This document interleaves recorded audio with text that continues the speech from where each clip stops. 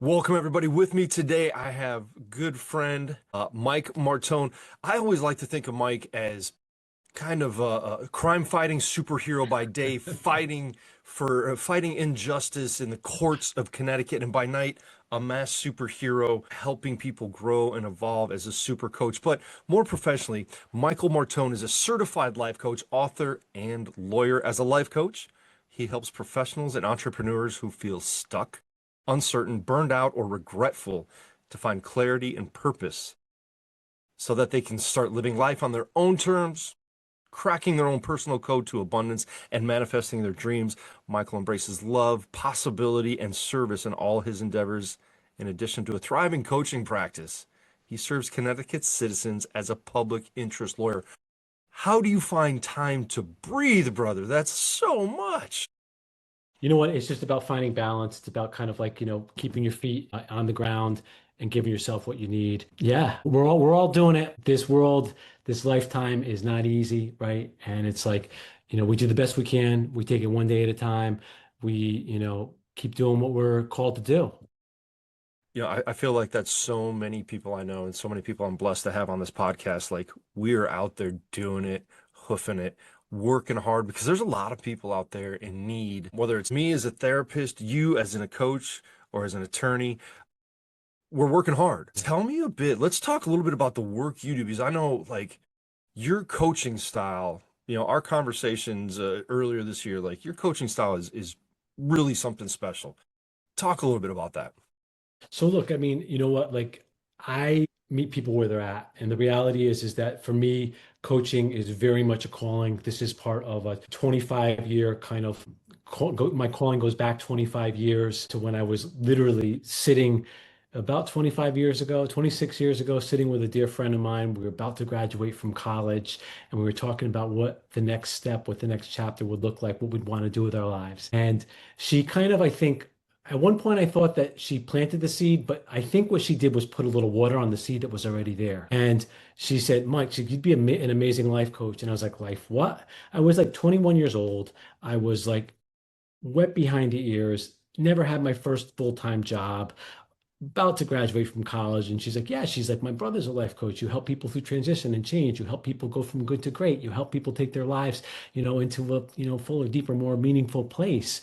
And I was like, wow. I'm like, yeah, I'm like, I would love to do that. And then I'm thinking to myself, I'm like, yeah, yeah, maybe like in another like 20 years after I have like the experience of life to make it happen. And but yeah, it was very much a seed that was watered at that point, and I just kept getting pulled forward over the years. I remember about 4 or 5 years later sitting with another friend of mine, and she was about to graduate from law school, and she's like, and we're talking similar conversation and what she would like to do. And she's like, I don't want to be a lawyer. She's like, I don't know. I went to law school. She's like, and so we started talking about what she'd love to do. And anyway, long story short, we worked together a little bit, and she's like, she's like, my grandparents were Irish citizens. She's like, I'd love to get my citizenship there. I'd love to move to Ireland. And we came up with a whole kind of like plan for what that would look like and how she would go ahead and do it. Anyway, fast forward about a year and a half later, we're reconnecting after graduation and asking her about this plan and where she's at. And she's like, Mike, she's like, haven't done it yet. She's like, but my brother took the plan. She's like, he moved to Ireland, he got his citizenship, moved to Ireland, literally met the woman of his dreams, and is walking around saying Mike Martone changed his life. I never met the man.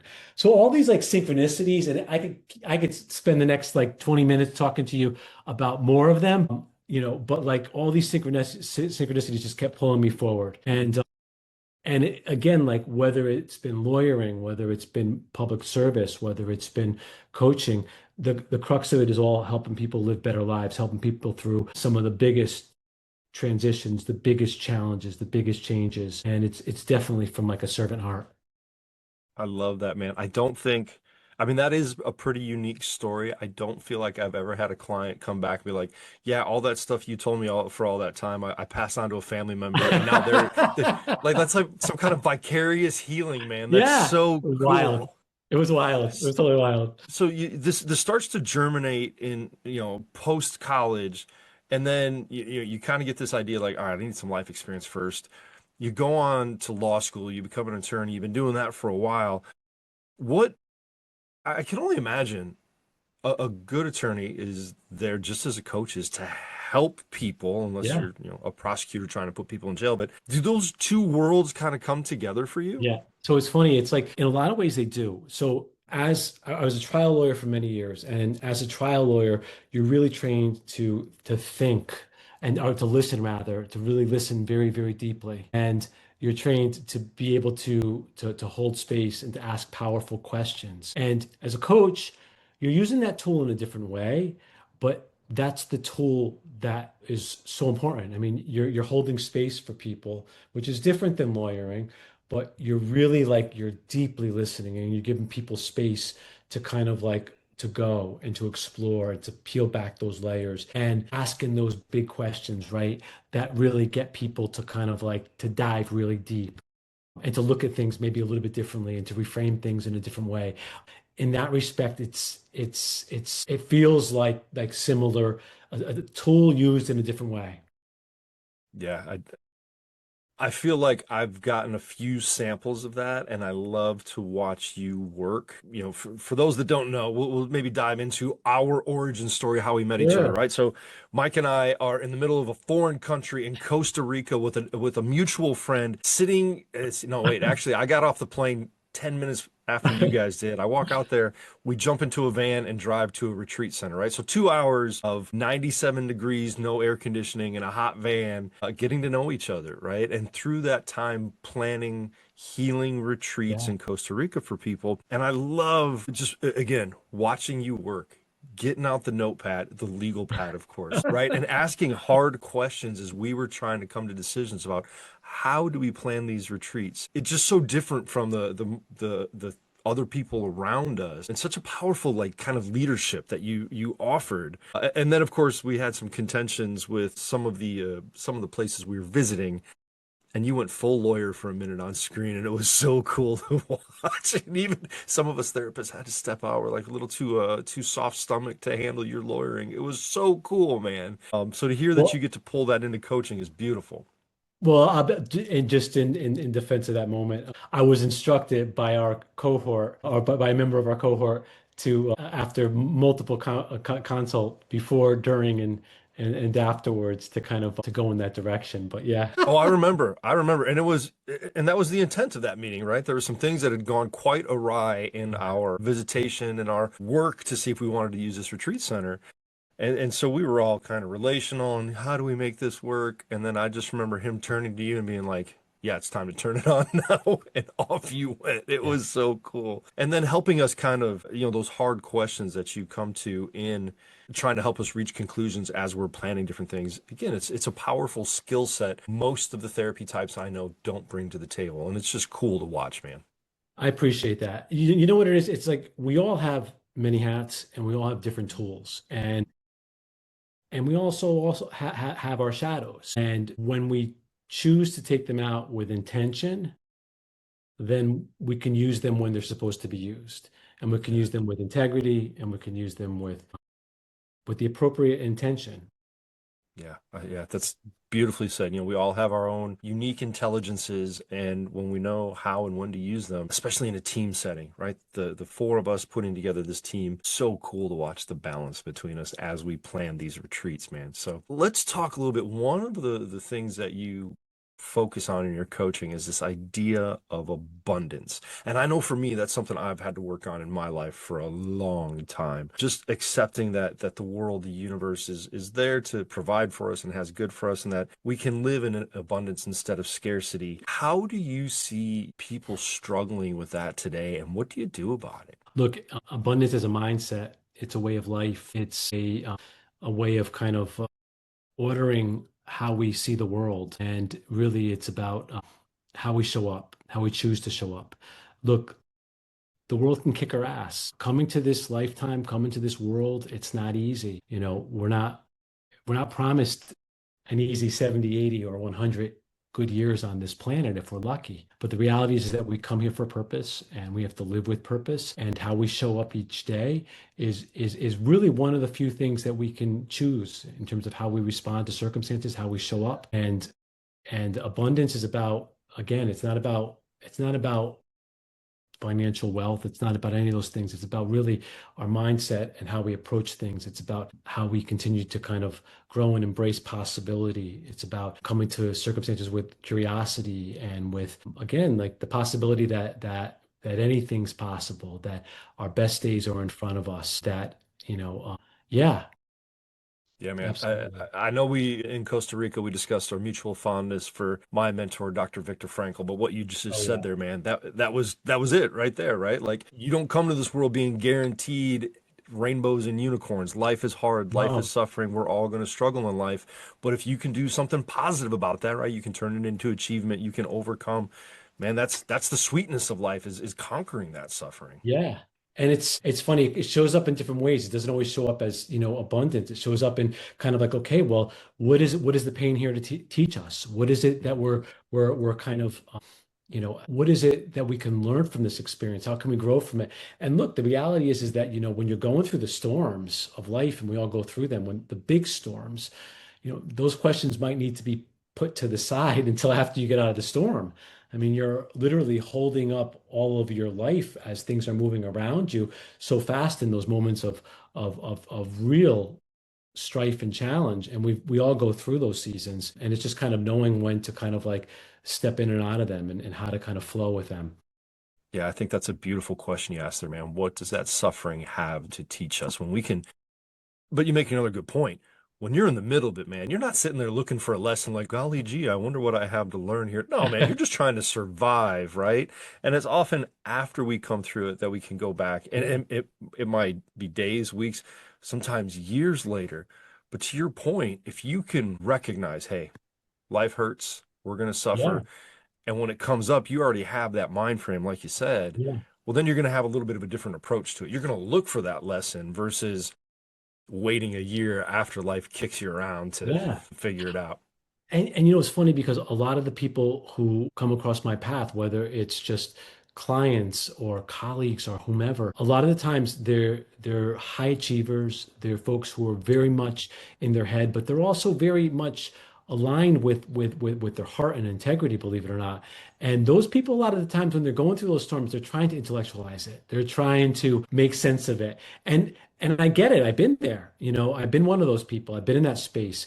And the reality is that you sometimes don't have the capacity in those moments when you're literally holding up all of these, juggling all of these different things. And even to the extent that you have the capacity, you don't have the perspective, because it's like once you move through it, you're offered something even more kind of like brilliant and fresh and just beautiful. I don't know how that resonates. No, well, I was going to ask you, I want to kind of nerd out a little bit on some psychology, but before I get there, I do want to ask a little bit about the kind of people that find their way to you. I've learned that, in our times, if you put your presence out there in an authentic way, as you have in your website and your Instagram videos, your Facebook videos, the right people find you Yeah. and want to work with you. What kind of people are you find? You said high achievers, people that are in their heads a bit, but what kind of people come to you? What kind of work are you doing? Yeah. So I like to refer to it as like my soulmate clients. And I think we all have them. You have them, I have them. The reality is there are people out there that are meant for us to serve. And there are people even in the future who are waiting for us to show up. People who, which is why we have to constantly, right, become the next best version of ourselves. And that's not an intellectual thing necessarily. It's partly kind of like a spirit and a heart-based thing as well. But it's like we need to step up when we're called, because there are people waiting for us now and in the future for us to step up and to help them through those paths and to intersect. And so to kind of like step back from that, who comes to me? Generally, I tend to be hired by high achievers who have gotten to a point in their life where it's no longer about the achievement. 40, 50, 60-year-old folks generally who are in a place where it's not about the degrees, it's not about the titles, it's not about the money. They're folks who they might be directors or C-suite folks. They might be folks who are lawyers or therapists or doctors. They're folks who might be entrepreneurs. But the reality is that it's no longer about that. It's no longer about that identity. There's something in them that's missing. And they may come in the front door as kind of like, it might be it might be career related that brings them the front door. And I can't tell you, I tend to have a lot of long-term clients, and it's like our relationship is like so broad and so deep. It's pretty amazing. Like it's an honor to walk with my clients. It's an honor to do this work. I can't tell you how many times I've sat behind, either in session with a person in person or over this behind the screen where, tears are shed. And it's like we're all changed. Like literally, like it's a co-creative process. So it's like, I'm changed after these experiences. It's touching a part of me, as much as it's kind of like benefiting my client. And I think it's a beautiful thing. And it's like not to kind of get too philosophical here, but I firmly believe that we're all connected. And this duality of life is just kind of part of the human condition. And the reality is that when we really step beyond that, we're all connected. It's all energy. Where yours begins and mine begins, it is just kind of like an illusion. And the reality is that like if we heal one of us, we're healing all of us. If we help one of us, we're helping all of us. And I really, really firmly believe that's the core. And I know that like when I go back to my creator, I know that that's what this is going to be about. I just do. I quit taking notes because I went through an entire post-it pad of like all the ways I agree with you, and that's kind of that connection that like again we are soul peers, man. We are soul Yeah, workmates because that yeah, connection came right up as soon as we took that 2 hour bus ride yeah, from the airport to the coast. The alignment and all the things you said. yeah. I'm just nodding my head right now. Yep, yep, yep. The one thing you said, man, that really connects. And again, I love pulling out Viktor Frankl in just everyday conversations. First of all, the people that come to you have done all the achieving, and our world, our culture sells you this idea that Yeah, like, yeah, man, once you check the boxes, you get all the letters after your name, you put all the bank accounts away, life's gonna be good. And we come to find out, wait, that doesn't always work that way. And you said the magic word, love that word, man, becoming. And in yeah, logotherapy, that's that idea, and I do this a lot, right? This kind of hand yeah, yin yang, right? Like here we are in the world, here we are in life. We're at this point, but we recognize there's something different. There's a calling. There's something out there for us that we need to become, and that's that becoming. That's that existential kind of dynamic that we're being pulled to and called to. And as our good friend says, right? Sometimes it's not about the meat suit, but it's about what's yeah, going on inside. It's the spirit and the soul. And I think that's the kind yeah. of work that so closely brings us together, man. No, no, I feel the same way. And I just got to jump back in there. So it's funny. In coaching, I do like maybe like 5 or 10% of the talking. And so I don't usually have the opportunity, although I can talk, to actually share. So I love this stuff and it just kind of gets me going. But like, yeah, look, we're taught from a very early age that it's all about bigger, better, more, right? We go to college, get your degree, go to grad school, do well, do, whatever that entails, open your practice, do your thing, get a great job, and you live happily ever after. And the reality is that for most people, it's not exactly how it works. I mean, at some point, life hits us, and part of it is probably like the reinvention that life sometimes like pushes us to do. We get to the afternoon of our life, right? And we realize, wait a second, what worked for us in the morning doesn't work for us in the afternoon or the evening. And so you can't continue just to double down on the things that worked for you, right? Like just, doubling and tripling down on the work and the effort and expecting the same result. And usually it's because at some point we shift as human beings.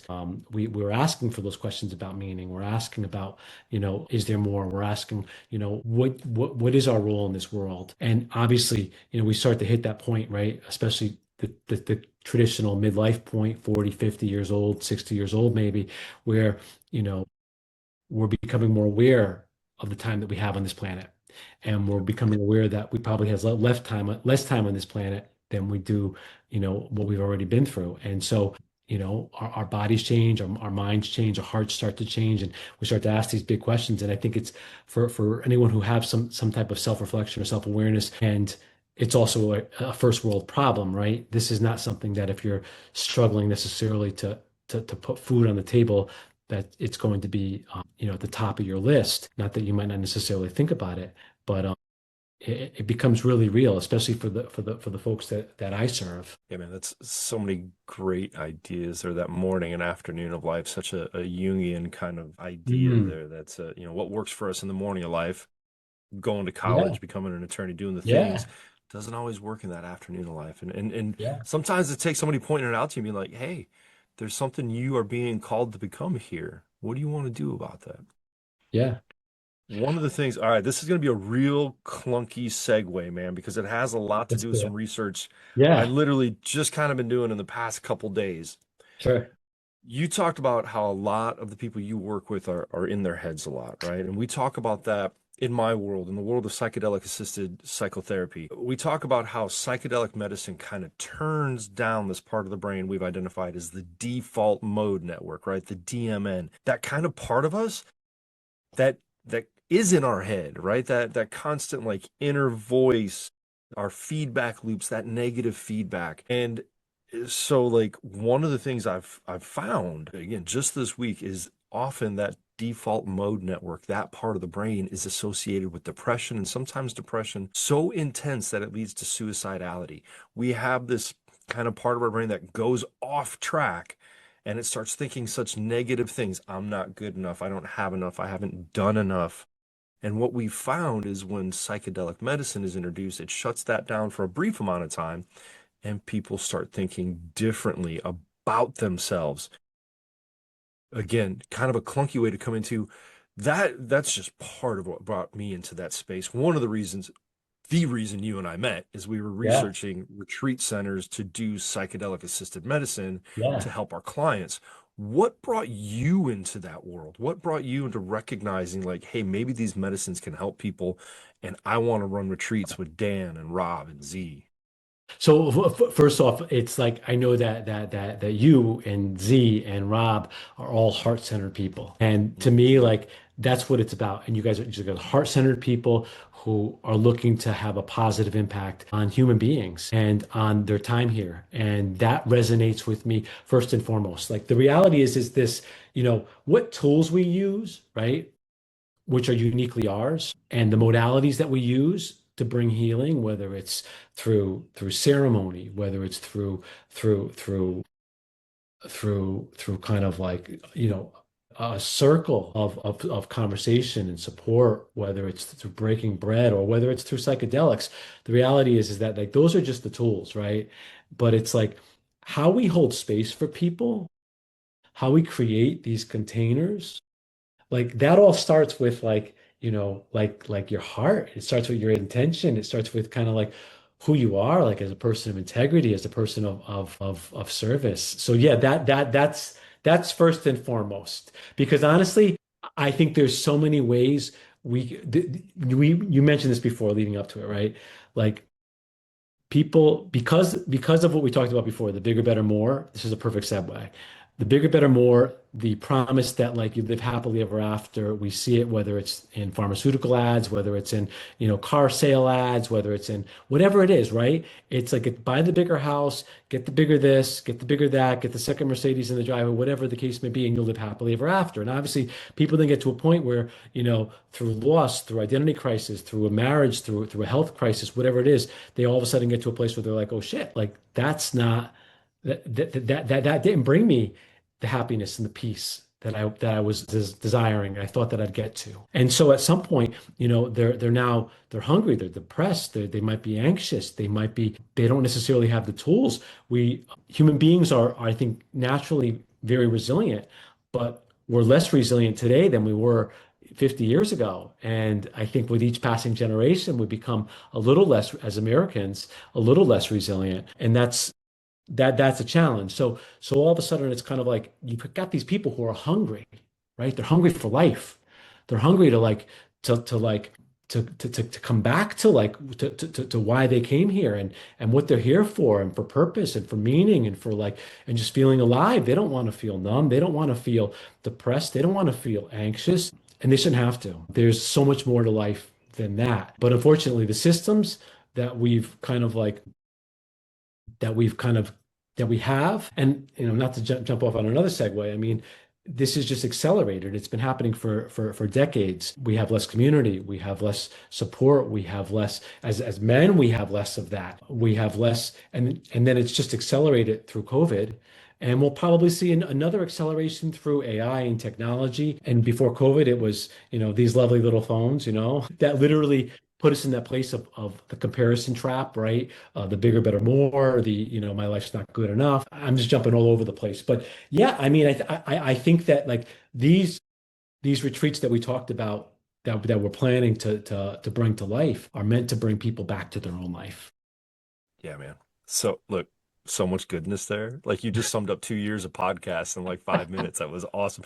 Because that is so much what I'm constantly talking about. I love there's a book, Johann Hari, one of my favorite authors, and I can't remember which, maybe it's Stolen Focus, but trying to understand why we struggle to pay attention and why we're more disconnected. He found this theory. He didn't come up with it. This idea that like since the Industrial Revolution, everything has been speeding up. We've been trying to Yeah. do bigger, better, more. Yep. 3% GDP growth every Yep. year. And at some point, our human spirit can't sustain that. And Yeah. as I listen to you, so you can use this in your video. I'm gonna use this as a highlight, right?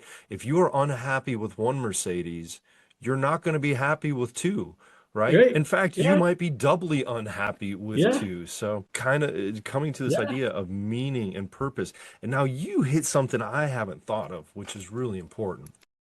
We are becoming less resilient. Wow, like, dude, that's horrible, right? I mean, we're unresilient. That's not even a word, but man, we are lacking resilience as it is, and you see us continuing to decrease in our ability to bounce back from struggle. Yeah. Man, and that was, that's been a topic and a side topic because we know our good friend Rob, when we start talking about retreats, naturally is all about the AI space and some of the stuff he brings to our meetings. I'm like, dude, you got to stop scaring me, man. Like this is, he's like, no. And he says it in such a loving and honest way, but he doesn't recognize he's being terrifying. Like, yeah, we're all gonna be out of jobs and all this. Like, and that's a lot what we talk about.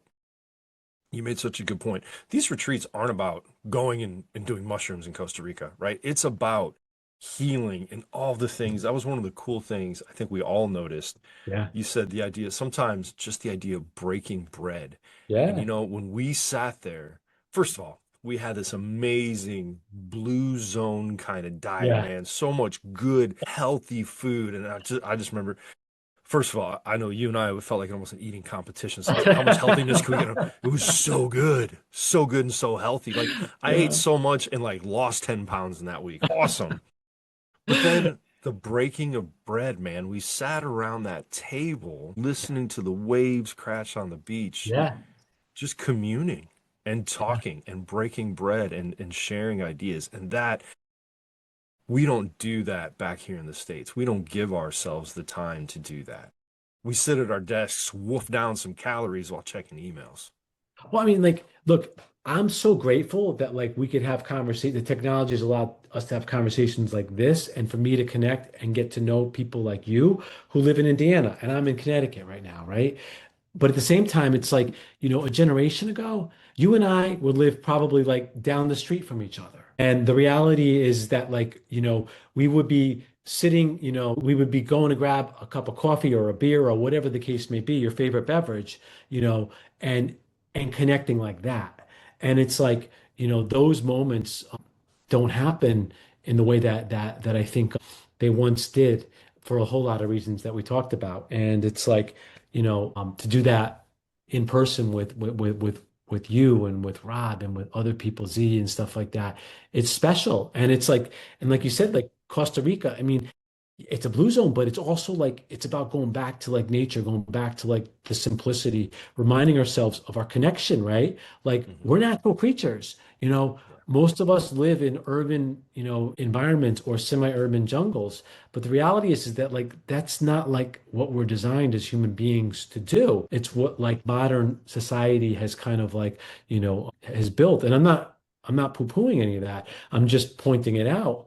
So when we're so disconnected, right? I mean, the anxiety and the depression and all that kind of stuff that kicks in for the average person, that was meant to kind of like, alert you to a danger, right?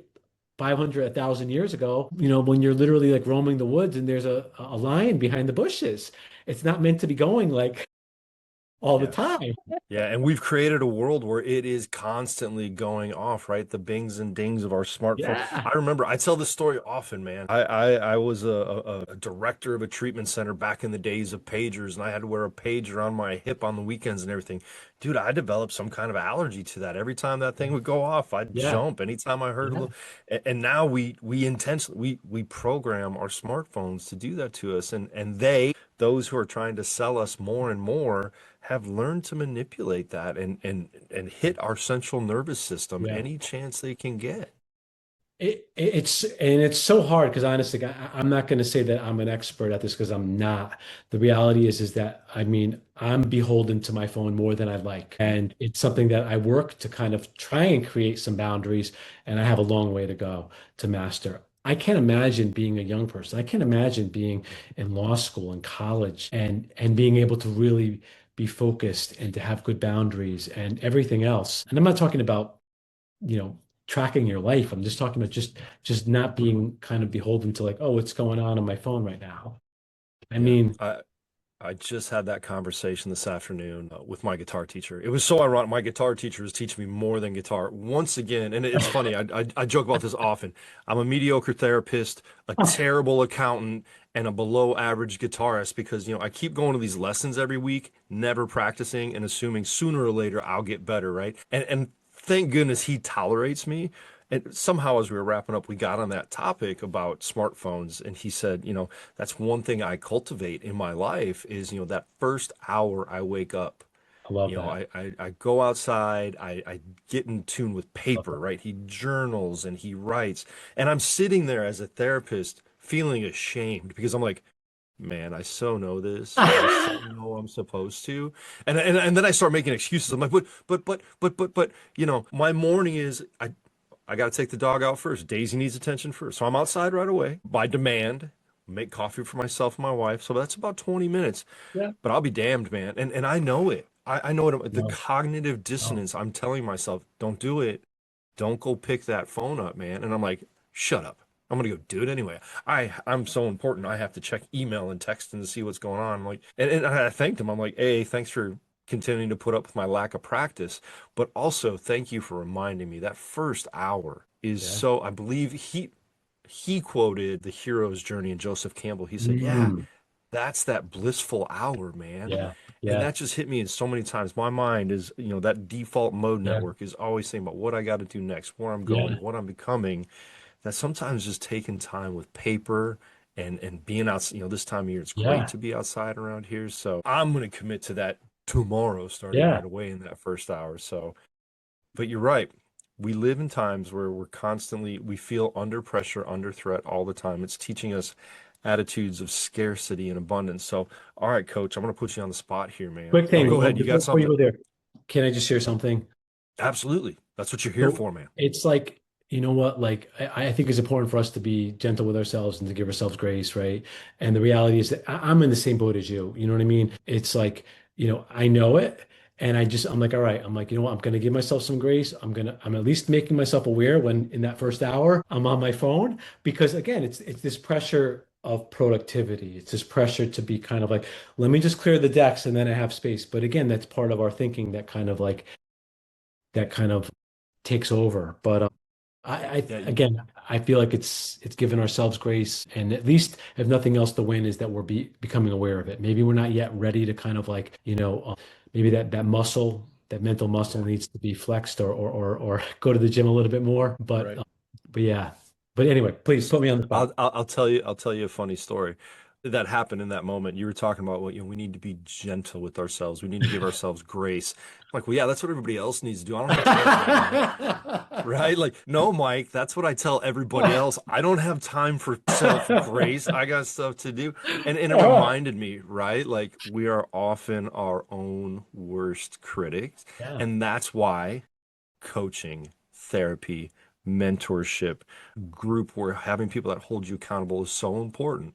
Because even as a therapist, I can sit here And no, not to get on my smartphone in the first hour. No, I need to give myself grace and kindness and hear it right from you and be like, no, I don't have time for that. So it's thank you for reminding me of one more important lesson today, that yeah, I got to be gentle with myself and give myself that hour, but also know that I'm a human being with flaws that will fail as well. Yeah. Yeah, I get it. I get it. We're in the same All boat. right, man. Here we go. We're gonna put you on the spot. All right. Right. So this is kind of I just started doing this with the last coach that was on with me, a great friend and an amazing human, much like yourself.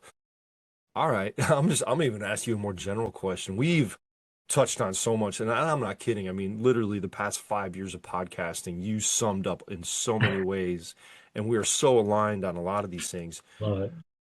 What's the solution, man? Look, there's no one size fits all solution to this. And anyone who tells you that, that they have that solution is probably not being sensitive to the fact that everyone's circumstances are a little bit different. Look, you're a therapist, I'm a coach. We've lived on this planet long enough to know certain common kind of challenges that human beings have. If we probably spent the next half hour, we could probably come up with, a list that sort of like folks who have clinical ailments that the average person is faced with. And we could probably also rattle off a countervailing list of what the solution is there. I mean, broadly, I think it goes back to kind of like, I believe we come to this life for a purpose. Mhm. We choose this. And the reality is that we have to live with purpose. And I think the more we can be aware of how we're kind of aligned with the things that are important to us and with the work that we're doing in the world, I think, and to do it with love, I mean capital L, like the love of really what the universe is made of, and do it in that respect. I think we'll probably find our way towards a solution. But if I don't know that there's a one size fits all solution to all of the ailments in the world. But the more people can get connected to who they are. Look, we're spiritual beings having this temporary human experience. I mean, the mystics and the saints, said this, thousands of years ago. And the reality is that, we think of ourselves as, no, no, no, no, it's the other way around. I'm this human being and occasionally I have a spiritual experience. Look, wherever it is that you and I came from, right? Before we were born, there was we came from someplace before we were born. And we came to this lifetime for, like I said, maybe 100 good years if we're lucky. And we're going to go back to wherever it is we came from. So it's like the more we can remember all of that and kind of strip away the noise, we can kind of get back to kind of like of really like purpose and intention and living like in a way that we're remembering that we're all connected and that we have a purpose and that it doesn't have to be grandiose. It's just could be, I don't know, person to person. I don't know how any of that resonates, but Dude, so much that right there resonates so much. It reminds me of the inscription on the wall of the first retreat center, right? Ram oh Dass. yeah, We're all we're just trying walking to each other carry each home. other home, right? Yep, Walking each other yep, home, right? love that. But then also like the experience, like anybody that's listened to this podcast for a while is gonna wonder, like, is Dan just talking to his twin or something? Half the people may have shut it off, 5 minutes in because they're like, oh boy, here we go, another one of all these, right? And but I think that's also speaks so much power into what we're putting together with Yeah, our peers in this retreat space, because it's not just about the psychedelic medicine or the sacred mushroom, but it's yeah, that idea that we're all called to something. And I had a guide just in the past year constantly say, hey man, 4.5 billion years to get to this point right here, right now, today. There are no coincidences. There no, are no coincidences nope, that the four of us met and aligned and what we each bring, right? So yeah, my clinical experience, yeah, you say we're heartfelt, man. You're heart-centered, but leadership and attorney sense. You got the guy who was almost a Catholic priest and his spirituality and sense of that which we don't yeah, understand. yeah, And then Z, man, he brings in such, yeah, dude. Anybody, right? Like I go right to Yeah, my heart as soon as I yeah. say his name because those meditations he led took me to such. It was like a psychedelic experience without any substances in my body, and it was Yeah, amazing how he was able to do 100%. that. So what we're able to put together, the alignment we have, and what you just Yeah, shared here, man, I can't wait. Again, the work we're preparing to do, I can't wait to work with you and the me four of us too. together. This was Me too. just kind of a prelude to that, man. Me too. Me too. No, there's going to be a lot of healing for everybody, for all of us. And there's going to Yeah. be a lot of just kind of expansion and becoming, right? Like you said that before, like there's going to be, we're all becoming, right? We're all kind of like, being pulled or pushed forward by life. And Mhm. I'm with you. I can't wait to see how how we all evolve. Yeah, I think that was one of the things we noticed during those periods of breaking bread after breaking bread was like Yeah. that alignment and just how transformative it was for the four of us being there and the energy we had like, oh my goodness, we've got to share this with more people, right? Oh, And it doesn't have to be totally. here at this Yeah. table, but it's Yeah. these people being somewhere with other people and sharing that great healing ability. And this is the thing, like, look, there's so many people whose light has been dimmed. There's so Mhm. many people who are like hungry, right?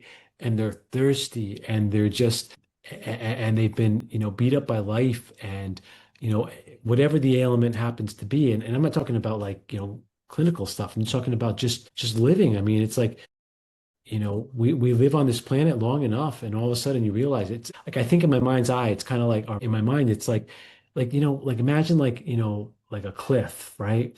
And the water is literally just hitting it like day in and day out, day in and day out. And after like 40 or 50 or 60 years of life, that's what it's like. It wears you, the water eventually wears you down. So you have to find ways to nourish yourself and to connect and to get back to kind of like, that source that we all come from and that we're all getting kind of like breathed by, if you will. And I think that like, this is another way of that happening. It's another way of people like remembering, taking some time out. It's another way of people kind of like, refilling the well. It's another way of people, getting out of the craziness of life and really going deep and yeah. And just like you said, it's like, not only are the people who come to us changed, but we're changed too. So true. So true. Yeah, and that's you know that's one of the secrets of doing therapy or coaching is we get to grow and change along with the Yeah, people that we get to help. So you yeah, made a comment earlier. It's kind of funny. Like I'm the same way as a therapist, as a coach. We spend so much time with the intensity of listening that when you give us the ability to speak, we could go for hours, especially in this kind of flow and alignment. But, totally. but, but, man, we got to wrap at some point. I could go for a couple more hours, brother, It's but all good. we should probably save this energy for those Oh, that are going to be asking for us tomorrow and in the future and in our 100%. retreats. I'm 100%. so grateful for you and the time you've given me and my audience today. Thank you so much, brother. No, it's an honor. I really appreciate having this conversation and connecting first and foremost. And hopefully, people can take what it is that speaks to them and if there's anything that doesn't, they let it go, but hopefully there'll be Absolutely. some healing for folks. If anything you said resonates with anybody listening, how can they find out more about the magical work of Mike Martone? Sure. MikeMartone.com. On Instagram, you could find me at Cracking the Rich Code. Hmm. Love your videos out there. Check out MikeMartone.com. I will have a link in the show notes. And again, once again, so much gratitude. Thank you, my friend. My Take care. pleasure.